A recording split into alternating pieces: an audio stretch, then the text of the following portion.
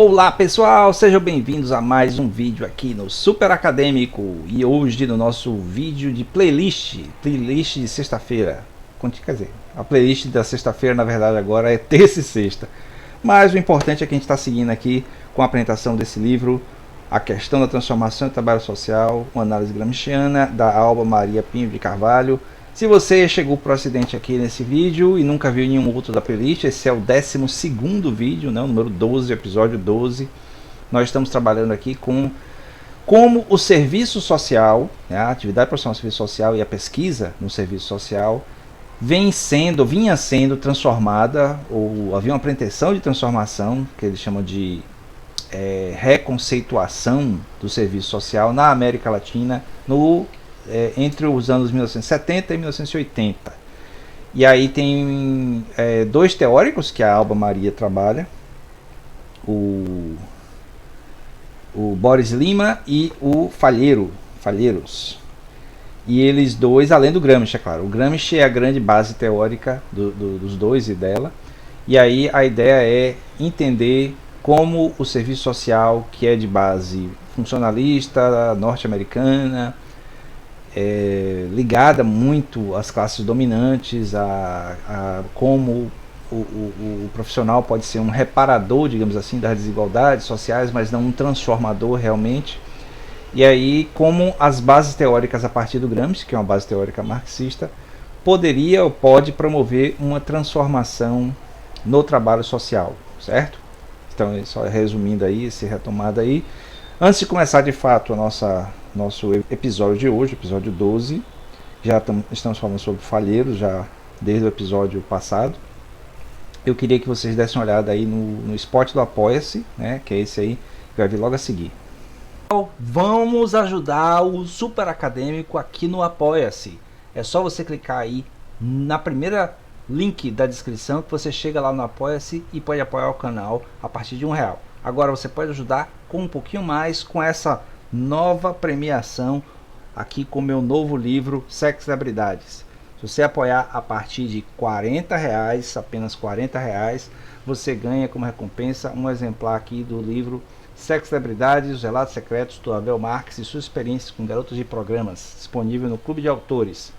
Você pode também pedir ele pelo Clube de Autores, que é o segundo link na descrição do vídeo. Mas apoiando o canal no Apoia-se, você vai ter direito a ele de graça, né? Apenas apoiando o canal, e aí você tem direito a um exemplar. Então vá lá, clica no link e apoia o canal. Agora vamos ao conteúdo do vídeo. Pois bem, esse aí é o spot do Apoia-se. Além de você apoiar o canal pelo Apoia-se, que é uma opção, né, um apoio mais direto, você pode também simplesmente assistir o vídeo até o final, dar like, comentar, partilhar, e se não está inscrito no canal, se inscrever, certo? É só clicar aí no botão vermelho aí embaixo e se inscrever no canal. Então vamos lá, a base teórica usada pelo Falheiros.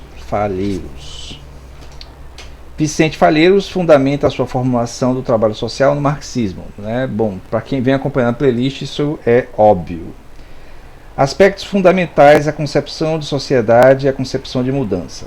Bom, a base marxista fala de sociedade a partir da luta de classes, basicamente, né? É a infraestrutura da sociedade. E a concepção de mudança está ligada principalmente à atuação do profissional de serviço social ou de trabalho social nesse processo de mudança a partir da prática política, da transformação cultural e ideológica, que é a principal contribuição do Gramsci na teoria marxista. Há evidentemente a crítica à concepção funcionalista da sociedade.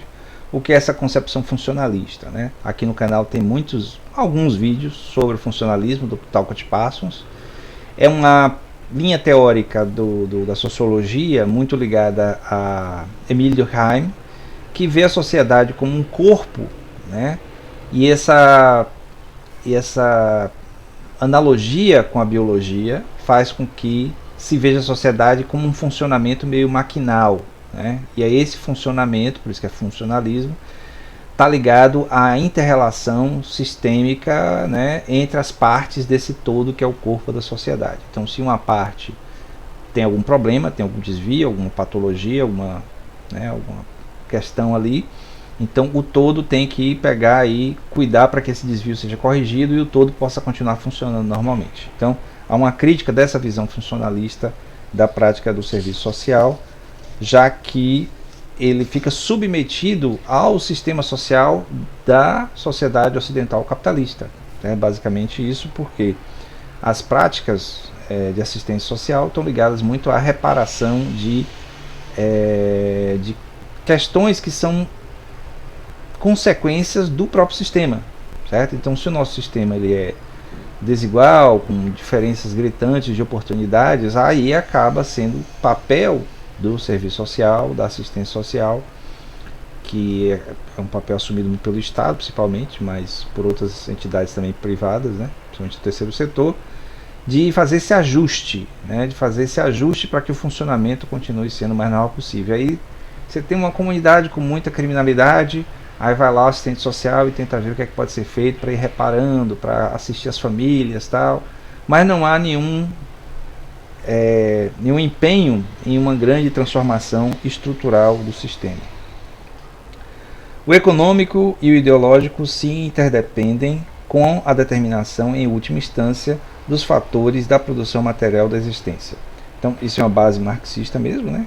Apesar do econômico e ideológico estarem interligados, interdependentes, a base mesmo é o material. Então, se no sistema, na sociedade, como nós temos, né, uma sociedade capitalista, né, em que você tem a relação capital-trabalho dominando todas as relações, e aí, se por alguma razão, por interferência do Estado ou do próprio mercado, né, há uma maior distribuição de renda e as pessoas têm acesso a bens materiais básicos e mais outros, né, como diria o Rawls, os bens básicos mais os outros que vão em busca do bem-estar, da felicidade e tal, vai depender do desejo de cada pessoa, né, de cada cidadão. Aí você tem, teoricamente, um funcionamento mais próximo do ideal da sociedade. Quando essa distribuição é menor, né, e se torna problemática, causadora de desemprego, né, de criminalidade, de informalidade, né, de questões as mais, né, drogas, né, falta de perspectiva, tal. Aí você tem realmente uma questão de cunho estrutural, mas que o serviço social de viés funcionalista tenta resolver a partir da correção do problema local e não correção do sistema. Bem marcada a determinação econômica, né, nessa base marxista. Ela menciona aqui Luiz Althusser. Desculpem às vezes eu trocar o gênero, porque a autora do livro é uma mulher, Alba Maria, mas ela está se referindo a autores, né, o Boris Lima e agora o Falheiros. Então o Luiz Althusser é mencionado de novo. Althusser, aquele pensador marxista que fala da ideologia, a gente já viu aqui no canal várias vezes. Se você não viu nada sobre ele, procura aí na playlist de teoria marxista, tem lá um vídeo só sobre a obra de Gramsci, ou a obra de Althusser, os aparelhos ideológicos do Estado. Gramsci é mencionado novamente, Althusser, ideologia, a formação de uma nova hegemonia. Então, qual é o caso aqui, né? Para quem está acompanhando a playlist, fica meio repetitivo, porque ela está sustentando o que ela vem dizendo desde o começo, né? A crítica dela é mais como cada autor desse vai fazer um viés diferenciado, ou mais ligado à ação política, ou mais ligado à metodologia de pesquisa. Mas a base é que, através do conhecimento sobre ideologia e a ação transformadora do serviço social, do trabalho social, das bases da sociedade, isso vai gerar ideologias transformadoras que geram uma nova hegemonia, que é a base, né, da teoria gramsciana, né, do Gramsci, que é a coisa numa sociedade de classe, né, dividida em classes, né, duas classes basicamente, né, pela linha marxista de pensamento, o pensamento, a ideologia hegemônica é a que domina, mesmo que a maioria seja de outra, ou que o poder esteja concentrado de outra. Então é como se fosse assim: você tem o pensamento, a ideologia hegemônica da classe dominante, que faz com que as classes dominadas permaneçam no estado em que estão. Ou você tem uma ideologia, né, um pensamento hegemônico, ideológico, das bases, que domina a sociedade, mesmo que o poder político e o poder econômico ainda estejam nas classes dominantes. Certo? Então, a gente pode ver que há aí uma espécie de dicotomia, né, que há dois extremos, não chega a ser uma polarização, mas é uma dicotomia que a história, né, factual na vida da gente mostra que há uma espécie de fluxo entre esses dois pontos da dicotomia, né, os dois pontos dessa separação entre a hegemonia da classe dominante e a hegemonia da classe dominada, certo? Porque a ideia é que a classe dominante é dominante porque domina o sistema econômico, domina os meios de produção, é dona do capital. Mas a classe dominada, segundo essas teorias aqui, a partir do Gramsci, ela pode desenvolver um processo de hegemonia ideológica, a partir de uma série de outros elementos, da educação, da cultura, da música, do teatro, da literatura, o que seja. Então, essa hegemonia de pensamento não significa uma tomada de poder de fato, mas há uma convivência, digamos assim, dessas duas ideologias. Ao meu ver, isso me parece mais próximo da nossa realidade vivida do que um processo de transformação linear, né, que vai em uma direção só, uma transformação total. Talvez assim o tempo em que a obra foi escrita, né, início dos anos 80, início dos anos 1980 para agora, 2024, facilite essa percepção, apesar de que muita gente vê as coisas muito preto e branco, né, muito separado, ou tudo ou nada, e eu não vejo assim as coisas.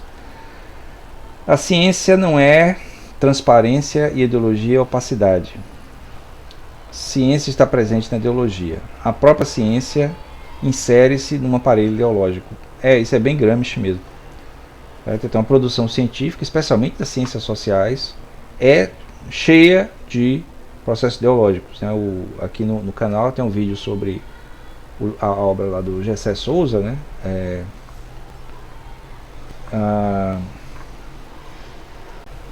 Elite do Atraso, né? Elite do Atraso, esse best-seller do Gessé Souza, que, bom, mostra bem, ao meu ver, mostra bem que a ciência social, as bases da ciência social brasileira foram totalmente dominadas ao longo desses últimos 70, 80 anos, quase 100 anos, por uma linha de pensamento que não vê a forma de dominação principal, que é a herança escravagista principalmente. Mas veja lá o vídeo, né? Tá na playlist Sociologia, se não me engano é o primeiro vídeo da playlist Sociologia. Transformação na sociedade capitalista, gramsciano de hegemonia, transformação das relações sociais. Então, o que ela está pregando aqui, através do Falheiros, é esse processo de transformação. Aí ela faz a análise da obra dele, né? Como eu falei no último episódio, no último vídeo. Ela pega a edição do início dos anos 1970 e a edição do início dos anos 1980, uma edição brasileira, e compara justamente o quanto ele evoluiu, né? O Falheiros evoluiu em relação a falar sobre transformação, como acontece, como pode acontecer essa transformação. Fala de uma luta ideológica, a cultura autenticamente popular, a ideologia da classe dominada, foi o que eu falei no instante, né? Então é possível você ter uma classe que é economicamente, estruturalmente dominada por uma classe dominante, mas que culturalmente, através de um processo ideológico, ela se torna hegemônica na ideologia, certo? De certo modo, dá para enxergar isso em muitas peças da indústria cultural. É como se a indústria cultural refletisse como um espelho esse desejo das classes dominadas de se verem superando a sua própria situação de submissão, né? E aí você vê o tempo todo como as peças de indústria cultural mostram isso, apesar de que no final das contas as coisas continuam como estão, mas mostra o mais fraco, mostra o mais pobre, mostra o mais oprimido superando todas as dificuldades e vencendo os poderosos. Conhecimento e transformação se implicam mutualmente. Não existe o conhecimento sem a transformação, nem a transformação sem conhecimento. Bom, aqui dá para tirar muita importância da educação nesse esquema, né? O autor consolida e efetiva no seu discurso a tese da transformação, da libertação na luta de classes, defendendo a ideia do surgimento de um projeto de proletariado de formas alternativas da sociedade na luta, no enfrentamento com a burguesia. Essas formas alternativas, a gente pode ver justamente o que eu citei, né? O papel da indústria cultural como sendo esse transformador ideológico, não um transformador de fato ainda. É claro que aqui ela está falando principalmente dos movimentos sociais, os movimentos sociais de base, que promovem como o MST, o MSTS, né, comunidades eclesiais de base, esses movimentos, tanto urbanos quanto rurais, que fazem com que as pessoas estejam participando do movimento, né, sendo mobilizada de maneira organizada, como a gente já falou de uma organização e mobilização como coisas diferentes, mas se complementam. E aí essas pessoas, elas estão, à medida que estão sempre organizadas e mobilizadas, vão aprendendo, vão construindo essa nova ideologia. Isso é um caminho também. Eu, como uma pessoa urbana, de classe média, né, que não está envolvida em nenhum movimento social, eu vejo muito também nessa coisa da indústria cultural. Aqui ela cita novamente a influência de inspiração do Gramsci e do Foucault, que ele já mencionou antes, né? O Falheiros, no caso, já mencionou antes como sendo influência. A expressão do poder dominante e a expressão do poder popular. E aí eu acho que eu vou deixar desenvolver mais no próximo episódio. Já está com mais de 15 minutos, então ficando por aqui. Certo? É interessante já antecipar essa ideia de que, como o Foucault contribui muito, né, contribui bem para isso, a gente tem muita coisa de Michel Foucault aqui no canal, você pode dar uma olhada aí, tem playlist só sobre Foucault, na minha tese também tem coisas sobre Foucault, você pode olhar também a playlist da minha tese, e aí você tem essa ideia de que as relações de poder, elas não são, digamos assim, elas não estão no plano das grandes instituições, estão no plano, quer dizer, estão também, mas estão no plano das instituições e no plano da vida cotidiana pelas micro-relações, relações entre os indivíduos, os sujeitos que estão envolvidos em cada coisa. Daí a ideia de uma presença dessas relações de poder tanto nas classes dominantes quanto dominadas. Certo? Então é isso. Esse foi o episódio 12. Espero que vocês tenham gostado. Não esqueça de se inscrever no canal, dar like no vídeo, comentar, partilhar, assistir a playlist toda, né? Comentar os outros vídeos também, partilhar. Se você é do serviço social, recomende aí os seus colegas da área, até para discordar mesmo, né? De qualquer jeito, a autora está falando de uma época bem distante, né? Quase não, 40 anos atrás, né? 40 anos atrás. Então muita coisa da área de serviço social pode ser revista hoje em dia a partir dessa visão ou a partir de outras visões, mas traga aí seu comentário. E dê uma olhada também no Apoia-se, vou colocar o card aqui de novo, do Apoia-se e do meu novo livro, Sexo e Habilidade, para você dar uma olhada se interessa. São os primeiros dois links, né, os dois primeiros links da descrição do vídeo. Então é isso, até o próximo vídeo.